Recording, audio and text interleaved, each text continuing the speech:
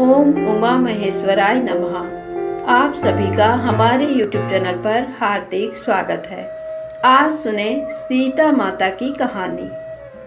सीता का अपवाद करने वाले धोबी के पूर्व जन्म का वृत्तांत। वात्सायन जी ने पूछा, स्वामीन, जिनकी उत्तम कीर्ति संपूर्ण जगत को पवित्र करने वाली है, उन्हीं जानकी देवी के प्रति उस धोबी ने निंदा युक्त वचन क्यों कहे, इसका रहस्य बतलाइए। शेष जी ने कहा, मिथिला नाम की महापुरी में महाराज जनक राज्य करते थे।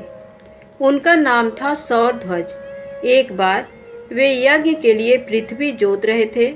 उस समय चौड़े मुंह वाली सीता के द्वारा एक कुमारी कन्या का प्रादुर्भाव हुआ, जो रति से भी बढ़कर सुंदर थी। इससे राजा को बड़ी प्रसन्नता हुई और उन्होंने भुवन मोहिनी शोभा से संपन्न उस कन्या का नाम सीता रख दिया। परम सुंदरी सीता एक दिन सखियों के साथ उद्यान में खेल रही थी। वहां उन्हें सुक पक्षी का एक जोड़ा दिखाई दिया, जो बड़ा मनोरम था। वे दोनों पक्षी एक पर्वत की चोटी पर बैठकर इस प्रकार बोल रहे थे, पृथ्वी पर श्री राम नाम से प्रसिद्ध एक बड़े सुंदर राजा होंगे। उनकी महारानी सीता के नाम से विख्यात होंगी। श्री रामचंद्र जी बड़े बुद्धिमान और बलवान होंगे तथा समस्त राजाओं को अपने बस में रखते हुए सीता के साथ 11,000 वर्षों तक राज्य करेंगे। धन्य हैं वे जानकी देवी और धन्य हैं श्री राम, जो एक दूसरे को प्राप्त होकर इस पृथ्वी पर आनंद पूर्वक विहार करेंगे। तोते के उस जोड़े की ऐसी बातें करते देख सीता ने सोचा कि ये दोनों मेरे ही जीवन की मनोहर कथा कह रहे हैं। इन्हें पकड़कर सभी बातें पूछूं। ऐसा विचार कर उन्होंने अपनी सखियों से कहा, ये पक्षियों का जोड़ा बहुत सुंदर है, तुम लोग चुपके से जाकर इसे पकड़ लाओ। सखियां उस पर्वत पर गईं और दोनों सुंदर पक्षियों को पकड़ लाईं। लाकर उन्होंने सीता को अर्पण कर दिया। सीता उन पक्षियों से बोली, तुम दोनों बड़े सुंदर हो, देखो डरना नहीं। बताओ तुम कौन हो और कहाँ से आए हो? राम कौन है और सीता कौन है? तुम्हें उनकी जानकारी कैसे हुई? इस सारी बातों को जल्दी जल्दी बताओ। मेरी ओर से तुम्हें भय नहीं होना चाहिए। सीता के इस प्रकार पूछने पर दोनों पक्षी सब बातें बताने लगे। देवी, वाल्मीकि नाम से प्रसिद्ध एक बहुत बड़े महर्षि हैं, जो धर्मज्ञों में श्रेष्ठ माने जाते हैं। हम दोनों उन्हीं के आश्रम में रहते हैं। महर्षि ने रामायण नाम का एक ग्रंथ बनाया है, जो सदा ही मन को प्रिय जान पड़ता है। उन्होंने शिष्यों को उस रामायण का अध्ययन कराया है तथा प्रतिदिन वे संपूर्ण प्राणियों के हित में संलग्न रहकर उस रामायण के पद्यों का चिंतन किया करते हैं। रामायण का कलेवर बहुत बड़ा है। हम लोगों ने उसे पूरा सुना है। बारंबार उसका गान और पाठ सुनने से हमें भी उसका अभ्यास हो गया है। राम और जानकी कौन है, इस बात को हम बताते हैं तथा इसकी भी सूचना देते हैं कि श्री राम के साथ क्रीड़ा करने वाली जानकी के विषय में क्या क्या बातें होने वाली हैं। तुम ध्यान देकर सुनो। महर्षि ऋष्यशृंग के द्वारा कराए हुए पुत्रेष्टि यज्ञ के प्रभाव से भगवान विष्णु राम, लक्ष्मण, भरत और शत्रुघ्न ये 4 शरीर धारण करके प्रकट होंगे। देवांगनाएं भी उनकी उत्तम कथा का गान करेंगी। श्रीमान राम महर्षि विश्वामित्र के साथ भाई लक्ष्मण सहित हाथ में धनुष लिए मिथिला पधारेंगे।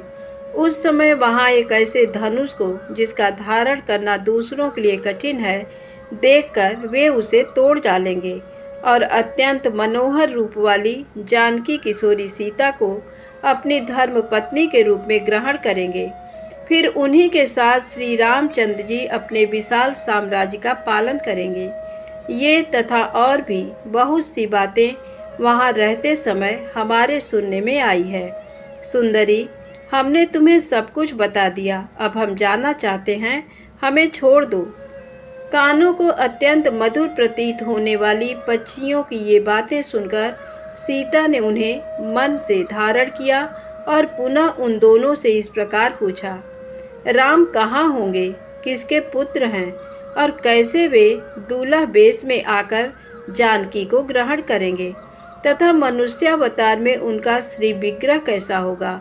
उनके प्रश्न सुनकर सुखी मन ही मन जान गई कि ये ही सीता हैं। उन्हें पहचान कर वह सामने आ उनके चरणों पर गिर पड़ी और बोली, श्री रामचंद्र जी का मुख कमल की कली के समान सुंदर होगा। नेत्र बड़े बड़े तथा खिले हुए पंकज की शोभा को धारण करने वाले होंगे। नासिका ऊंची पतली और मनोहारिणी होगी। दोनों भवें सुंदर ढंग से परस्पर मिली होने के कारण मनोहर प्रतीत होंगी। भुजाएं घुटनों तक लटकी हुई एवं मन को लुभाने वाली होंगी। गला शंख के समान सुशोभित और छोटा होगा। वक्षस्थल उत्तम चौड़ा एवं शोभा संपन्न होगा। उसमें श्रीवत्स का चिन्ह होगा। सुंदर जांघों और कटिभाग की शोभा से युक्त उनके दोनों घुटने अत्यंत निर्मल होंगे, जिनकी भक्तजन आराधना करेंगे। श्री रघुनाथ जी के चरणार बिंद भी परम शोभा युक्त होंगे और समस्त भक्तजन उनकी सेवा में सदा संलग्न रहेंगे। श्री रामचंद्र जी ऐसा ही मनोहर रूप धारण करने वाले हैं। मैं उनका क्या वर्णन कर सकती हूँ। जिसके 100 मुख हैं वह भी उनके गुण का बखान नहीं कर सकता। फिर हमारे जैसे पक्षी की क्या बिसात है। परम सुंदर रूप धारण करने वाली लावण्यमयी लक्ष्मी भी जिनकी झांकी करके मोहित हो गई, उन्हें देखकर पृथ्वी पर दूसरी कौन स्त्री है जो मोहित ना हो। उनका बल और पराक्रम महान है। वे अत्यंत मोहक रूप धारण करने वाले हैं। मैं श्री राम का कहाँ तक वर्णन करूं। वे सब प्रकार के ऐश्वर्यमय गुणों से युक्त हैं। परम मनोहर रूप धारण करने वाली वे जानकी देवी धन्य हैं, जो श्री रघुनाथ जी के साथ हजारों वर्षों तक प्रसन्नता पूर्वक विहार करेंगी। परंतु सुंदरी, तुम कौन हो, तुम्हारा नाम क्या है, जो इतनी चतुरता और आदर के साथ श्री रामचंद्र जी के गुणों का कीर्तन सुनने के लिए प्रश्न कर रही हो। पक्षियों की ये बातें सुनकर जनक कुमारी सीता अपने जन्म की ललित एवं मनोहर चर्चा करती हुई बोली, जिसे तुम लोग जानकी कह रहे हो वह जनक की पुत्री मैं ही हूँ। मेरे मन को लुभाने वाले श्री राम जब यहाँ आकर मुझे स्वीकार करेंगे तभी मैं तुम दोनों को छोड़ूंगी, अन्यथा नहीं। क्योंकि तुमने अपने वचनों से मेरे मन में लोभ उत्पन्न कर दिया है। अब तुम इच्छानुसार खेल करते हुए मेरे घर में सुख से रहो और मीठे मीठे पदार्थ भोजन करो। ये सुनकर सुग्गी ने जानकी से कहा, साध्वी, हम वन के पक्षी हैं, पेड़ों पर रहते हैं और सर्वत्र विचरा करते हैं। हमें तुम्हारे घर में सुख नहीं मिलेगा।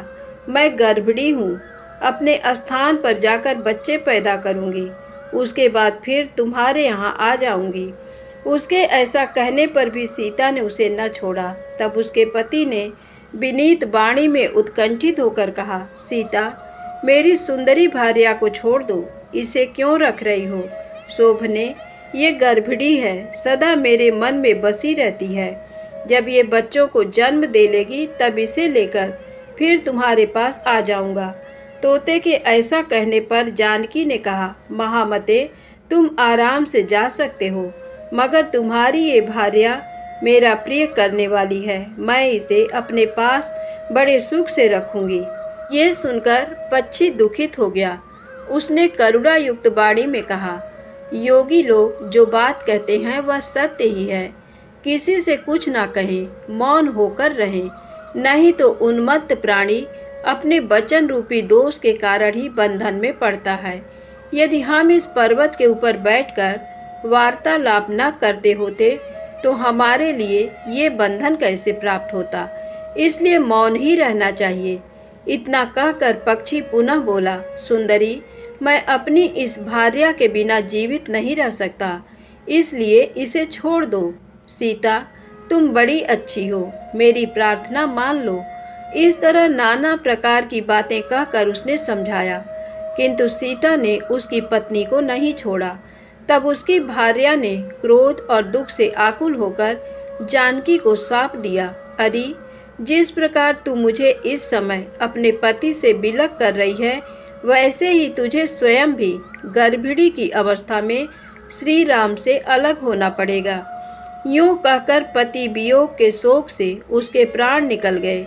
उसने श्री रामचंद्र जी का स्मरण तथा पुनः पुनः राम नाम का उच्चारण करते हुए प्राण त्याग किया था। इसलिए उसे ले जाने के लिए एक सुंदर विमान आया और वह पक्षड़ी उस पर बैठकर भगवान के धाम को चली गई। भार्या की मृत्यु हो जाने पर पक्षी शोक से आतुर होकर बोला, मैं मनुष्यों से भरी हुई श्री राम की नगरी अयोध्या में जन्म लूंगा तथा मेरे ही वाक्य से उद्वेग में पड़कर इसे पति के वियोग का भारी दुख उठाना पड़ेगा। ये कहकर वह चला गया।